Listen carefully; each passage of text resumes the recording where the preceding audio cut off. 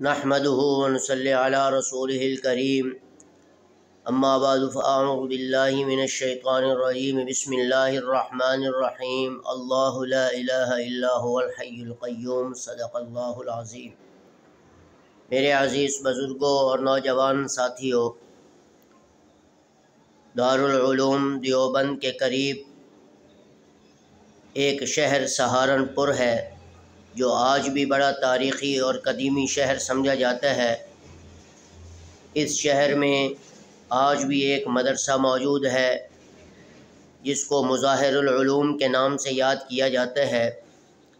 اس دینی ادارے کے اندر ایک خزانچی رہتا تھا اور جب بھی وہ کوئی بات کرتا تو اپنی بات میں یہ کہتا تھا کہ اللہ کے فضل و کرم سے یوں ہوا، ہر بات میں یہ لفظ کہتا تھا۔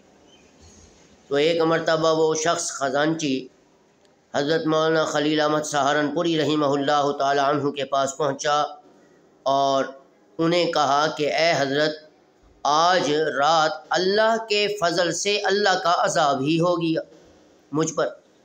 تو مولانا خلیل احمد سہارنپوری رحمۃ اللہ علیہ اس کی بات سن کر ہنس پڑے اور کہا کہ اللہ کے بندے، اللہ کے فضل سے اللہ کا عذاب کیسے ہوا؟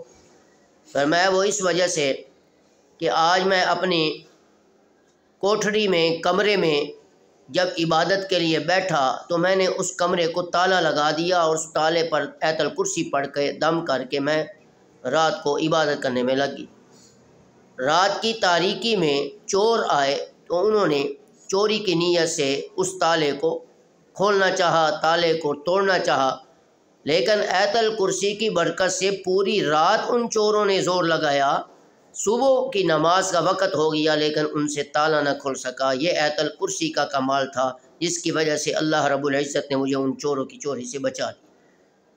میرے بھائیوں، آیت الکرسی کا کمال اس وقت نظر آئے گا جب آپ اس آیت الکرسی کو اپنی زندگی کا ایک وظیفہ بنا لیں گے اور یہ پڑھتے رہیں گے۔ دنیا کی کوئی مصیبت، کوئی پریشانی، کوئی جادو تم پر اثر نہیں کرے گا اور کوئی نقصان نہیں پہنچائے گا۔